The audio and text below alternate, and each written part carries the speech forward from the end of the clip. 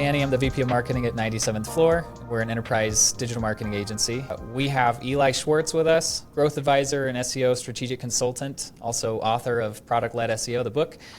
We have Arpana Tiwari, who is the director of organic growth at Eventbrite, used to be at Adobe, Google, Facebook, Walmart, Apple, everywhere. I'm sure I missed a couple others. And then we have Todd Friesen as well you're a free agent right now, formerly at Vimeo, and then previously at Salesforce for just about 10 years. Correct. So incredible to have all three of you. Thanks for jumping on. I actually gathered all of you together because we work with a lot of top-notch SEOs, top-notch digital marketing leaders, and a lot of them are kind of coming to us with these questions about the role of organic right now with so much influx. They're kind of reevaluating where this fits. Does it fit? Obviously it still fits, but to what degree, what they should be thinking about, all that kind of stuff. I just attended MozCon, and there's just a lot of those questions floating around, like, what should we be expecting of ourselves right now, and with all the change coming, right? So with each of you having over a decade of experience, plus working at the highest levels of SEO, I think you have a really important perspective that you can share, and I want to kind of pull that out of you. So just to kind of kick this off, though, maybe kind of for fun, I was thinking back, let's all think back a little about 10 to 15 years ago, where you were, what you were facing, and we're going to bring it up to what we're dealing with right now. But for fun, I did a couple searches on Google from back in 2008, 2012, trying to understand what people were searching for. This was kind of a funny one. I found a Search Engine Land article that said this. It was citing a study. It says 64% of companies said finding an SEO specialist was more difficult than finding other skilled employees. The whole point of this article was that there's a shortage of SEO people. We need more SEO people. This thing is growing like crazy. In the same study, it says companies with a significant SEM spend, and then they put in parentheses over $25K a month, which is kind of funny, right?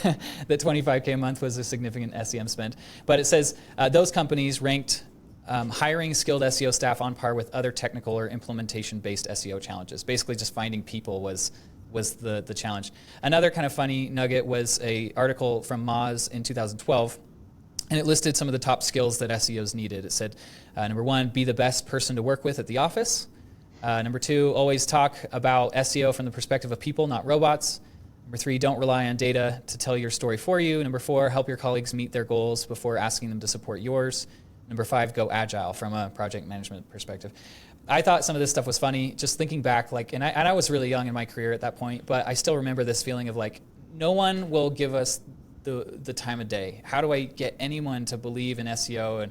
And even though now SEO and organic as a channel is huge everywhere, I still feel like some of these things still apply. Some of these challenges are still felt. Everyone kind of still says the same thing. I can't get buy-in. I can't.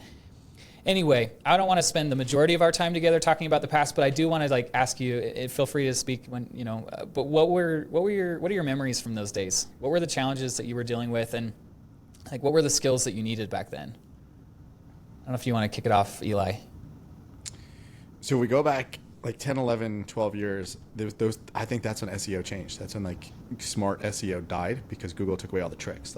Between Panda and Penguin, Panda was the algo update that got rid of all the thin content, and it's baked into the algo today. So the whole idea, Panda applies today when we talk about Gen AI. So if you think about, there was a plugin, Todd and Arpana are going to remember this. It was called Caffeinated Content on WordPress. That was Gen AI. What it did was you took RSS feeds from different sites, and then it used some sort of synonym matching, but it wasn't that smart because it operated in your own server in your own WordPress instance. It did synonym matching and just replaced words and merged it all together and created utter crap, non-readable crap, but it had keywords in it. You even put your keyword in and it sprinkled your keyword in. That's that's 2008's version of Gen AI, and we're gone today. So that whole concept stopped existing after Panda when Google looked at the value and quality and quantity of content and penalized sites. Now it doesn't penalize sites for Panda, it just penalizes content. So the whole Gen AI question is can you get away with it?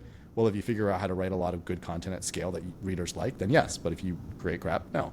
And then Penguin, I guess in 2012, that neutralized all the bad shady linking. So there's still a lot of shady linking, but you have to put way more effort in. You have to plant the link in real content, and you can't just use plugins and all that. So that's what I think about, going back to that. SEO used to be fun and creative, and you come up with hacks and we had all these secrets, and we were talking earlier about like going to conferences, and that's when you shared all the secrets. Like I probably learned about caffeinated content at a conference, and then like I couldn't wait to like install it. I probably did in my hotel room. And now you go to a conference and like there aren't those secrets. Like there's nothing you'll learn at a conference that you wouldn't read on Search Engine Land or Search Engine Roundtable. So SEO was a lot more fun back then. I think it's better for users that it's less fun, but not as much fun for us. Not as fun for you on a day-to-day basis. All right. Yeah, I fully agree with that. It became, much more like we were talking earlier, like project management and coming up with the list of the things that need to be done, and then waiting your turn in line with all of the other engineering projects that needed to go to the front end team or to the back end team if it was a deep enough technical problem. And you just and you go, okay, well, let's move to Agile and be part of engineering and get in sync with that, and get into, and then measurement became a much bigger thing. Like we actually became much more concerned with the whole funnel than we get with being number one for the vanity set of key terms that the CEO had. I mean, you go back to 2012, for example, Eli, as you mentioned, that was when I moved from agency to in-house and started at Salesforce. And we spent an inordinate amount of time chasing the number one ranking for CRM, which, I mean, let's be honest, great keyword, tons of traffic, very much vanity. Like it was so far up the funnel that it produced very little in the way of going down the funnel. But that became a big thing, of course, when Google took away the keyword level referral data. And you're like, so all of a sudden you're like, well, and even to this day, like how long ago was that? Was that 2000, was that 9 years? That was almost 10 years ago now that they took away that referral data. And to this day, we still deal with people going, well, Google gives you that. And I'm like, no, they haven't for 10 years. And I think that's the bigger thing that we're still dealing with over the last 10 years is outside of the SEO world, it's still this weird black box, and it's still this pile of misinformation that seems to be about 10 years old that CEOs and CMOs and a lot of the leadership sort of have that it never evolved, I think is where I'm sitting at this point. Yeah, I think from my standpoint, similar to what Eli and Todd have shared, the simplicity is lost. If I was to think about 10 or 15 years back, you walk in, you look at a site, and immediately things pop out at you in terms of, these are very clear ways you can serve the customer better, you can serve the business, you can bring the two together. I think fast forward to today, it's become more of a business of managing SEO, especially at enterprises. There's so much that comes along with it that is, I think, administrative from the standpoint of what kind of tools do you want to use. There were probably 5 really solid good tools we used to be able to use in the past, and now, every week somebody's pitching a new tool, and so like how do you kind of keep that at bay? And then the team, then all of the work, no site is, I would say, untouched. And 10, 15 years back, you would come into a site where nobody had touched SEO on it. And now it's probably, you're cycling through, maybe there's a lot of experts prior who've done it, who've tried it, and you're going into a system where you have to pitch a lot more, versus in the past you'd try something, it would work. Now there's a lot of tech debt associated with things. So I think all that additional complexity has made it much more rigorous process, which takes out some of the creativity in my view. I think it's good. I mean, I think the internet used to be like the Wild West, where let's say something standard like e-commerce. You search an e-commerce query in 2005 on one thing, you'd see Amazon, on another you'd see eBay, and another you'd see Walmart, right? And now it's standardized. Like these are the commerce players for apparel, for example. It's Macy's, it's Nordstrom, it's those brands. So those brands dominate search. And I know like people will complain, oh, Google favors brands, and that's because users favor brands. You don't go into the mall and go to the brand new store that you never heard of and spend all your money. You go to the brands and you trust the brands. We buy clothes that come from brands. So Google's a representation of that, and I think we're living in a world where the algo has figured out how to catch up to that and surface brands, because that's what keeps people coming back to Google.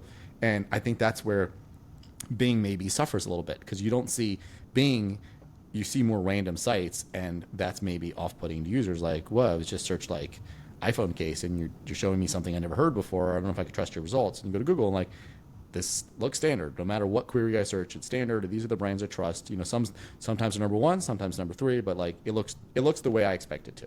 So I think it's a good industry change.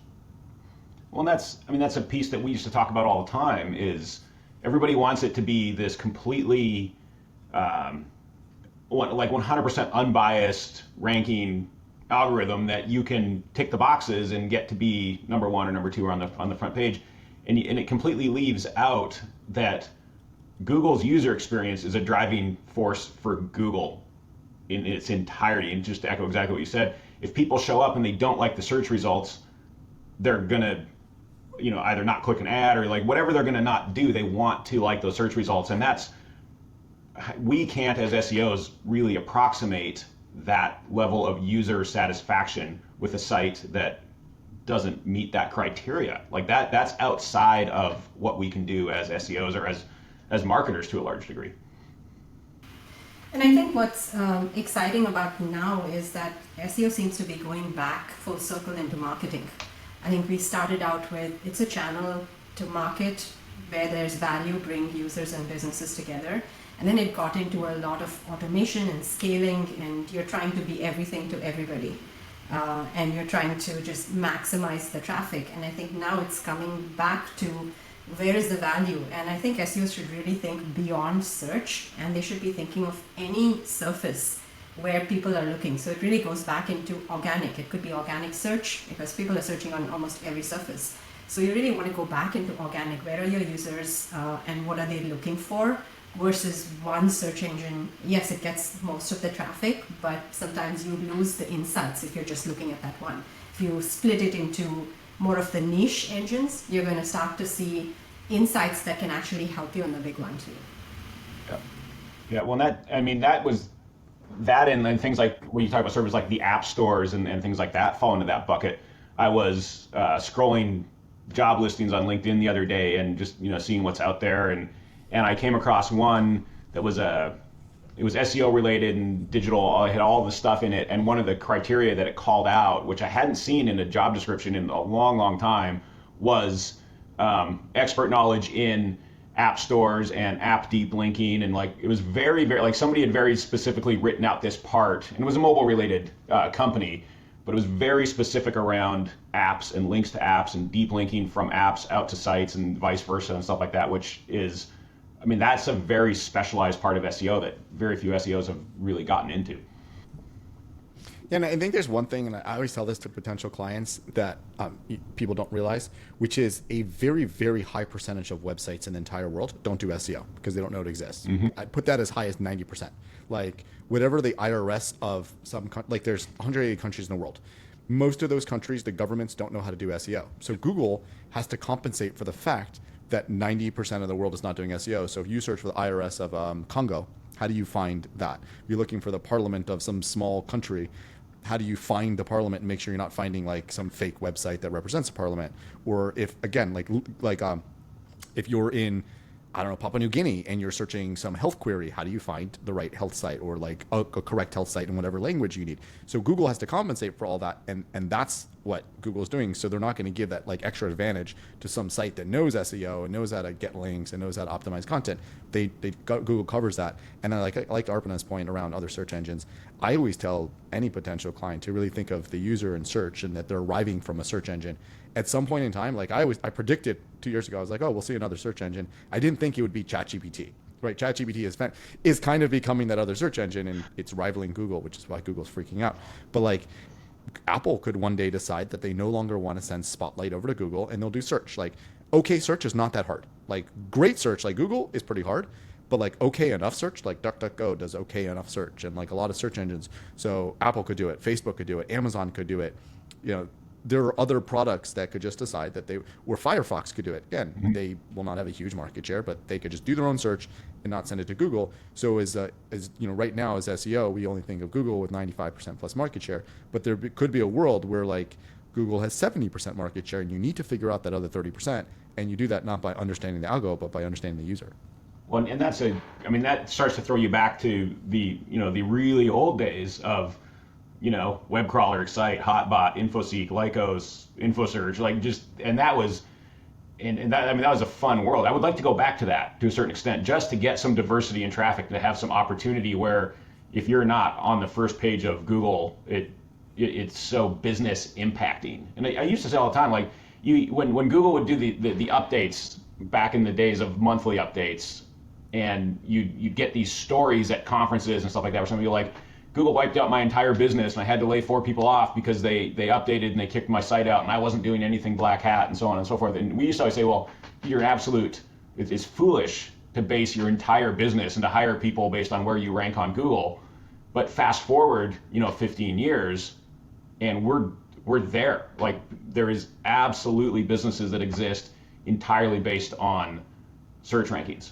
Well, yep. I might be overstating that a little bit. I mean, there's so many, the Amazons of the world and stuff, they get, a boatload from that, but they're also destination sites. So you have to throw those out of that mix. Yep. Yeah. Well, and Google's coming for their lunch as well.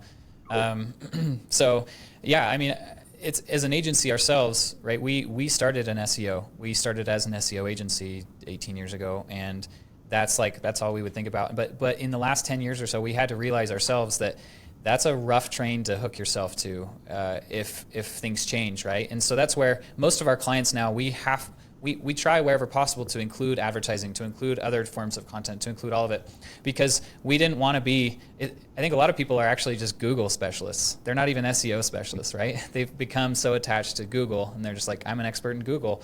And then what you're suggesting, it seems like all of you, is you can't just be an SEO specialist anymore. You've got to be a marketer, really. You've got to be thinking about every other aspect of how to reach somebody, and know search's place in that, but it's not as big as it used to be, or at least that's shifting, right?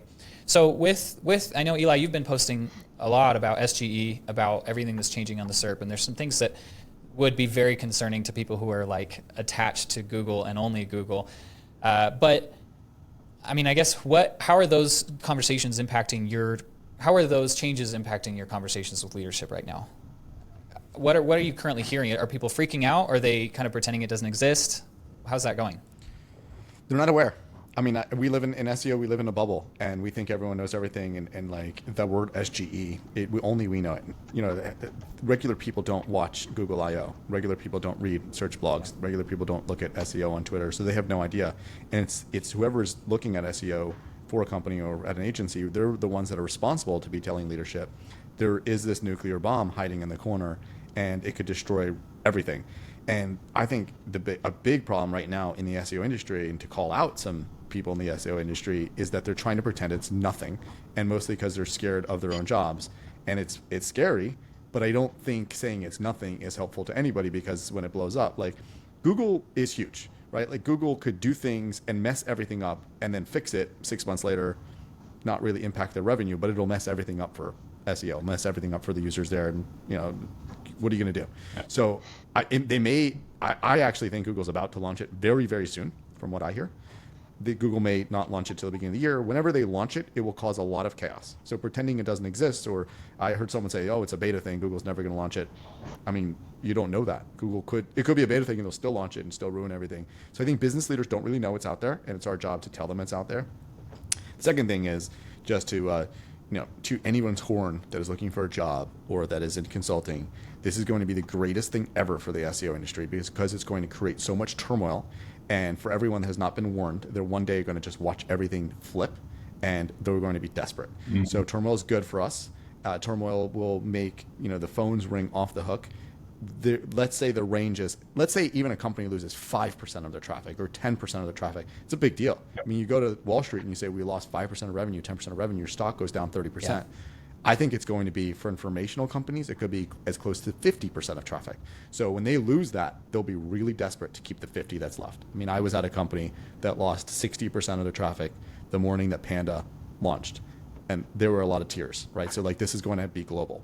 Maybe not global, right? I think Google is going to be restricted to launching SGE only in the US first, because the EU is very litigious. So they'll launch it in like the US and Canada and like maybe Latin America, but they're not going to do EU. Whatever it is, it's going to be hugely impactful. And my prediction will be that you will hear references to it in earnings updates from public companies within 3 months of when they launch it. Oh, 100%. Well, Bing's already playing with something similar. Like I've got I use the Edge browser just out of spite, and I have built-in Bing search, which for the most part, it works fine. It gets me through anything I want to find, whether it's shopping or whatever. Every now and again, I'll actually go to Google to get a more refined search. But over the last just couple weeks, I've noticed like I type in my search and I get this full Bing GPT, and it's awful. It's completely unusable. The UX is terrible, and I can't figure out how to get out of it, which is sort of the biggest thing. But you're trapped. You're in it, and it sits there for a minute, and you start scrolling, and then eventually scrolls up, but it's a full screen takeover, and there's nothing there. There's no results to click on. There's just refinements to come. And I mean, I find it super annoying, but there's going to be a whole swath of the world that just rolls with it, and then they get those refinements, and you wind up with one result at the end. It's going to be really, really, really interesting to see what happens there. I think compared to any other time, this is the time where the growth mindset is going to really surface, because when things change, it's going to go back to what do we do now, like where do we start? And from the initial labs data that I'm seeing, again, there may not be tools right out the gate where you can look at this at scale. So it is going to go back to the basics of, as a user for my site, for the queries that my users are typing in, what am I seeing in real time? So somebody who's willing to get into the weeds, be in the trenches and start to look at the journeys for the users and start from scratch. And you had initially brought up, how does that work with connections within the company? I think that credibility, if you've built that initially, which is not just based on tactics or tools, but you're actually thinking about the user, and you've built those connections where you can go back now and say, this is what we need to do. And I think for all the teams out there, monitoring right now is going to be so key, because even if it's not live for everybody, there are a lot of signals that you can start seeing. And for somebody who's been in search or has that training to know what to look for, you're going to start to pick up on things, which if you add to your roadmap, can get you, will help you set you up better than others who will come out of the gate and then be figuring out what to do now. Yeah, it seems like this is the time we're going to see what everyone's really made of. And also, it's not to say that it's too late, but everything that you've done, all the goodwill that you've built is going to be coming to help you or hurt you, depending on where you left off. So Arpana, you brought up a couple things that we can do, a lot more on the monitoring side, a lot more on gaining that credibility. And Eli, you also talked about bringing it up to leadership, being the ones to introduce it before the bomb drops, right? Kind of to close this up, what would you say are going to be the skills that SEOs need to be focusing on in the next, 6 months, but in the next couple of years as well? What should they be? Maybe they're listening and they're saying they're kind of freaking out because everyone's freaking out about a thing that could impact our job, right? And that could take away from maybe our comfort or whatever we're settled into. So where should they be putting their time as far as their skill set? I can go. I think know your business, know your user, and then be confident in your search abilities, because those are the three that are going to surface. And don't worry about what has been taken away, but feel the confidence of where is it going. And if you know your user and you're looking at the results, you can back into what could be causing that. And I think the last thing is diversification. Think growth and think overall marketing versus just search marketing. And it's totally okay to be a team player and say, for the short term, we might see a dent. And during that time, I want to give you a heads up to go invest in other channels till we can get back up. So it's okay to be, everybody talks about being vulnerable and being a team player, but this is the time also to do that.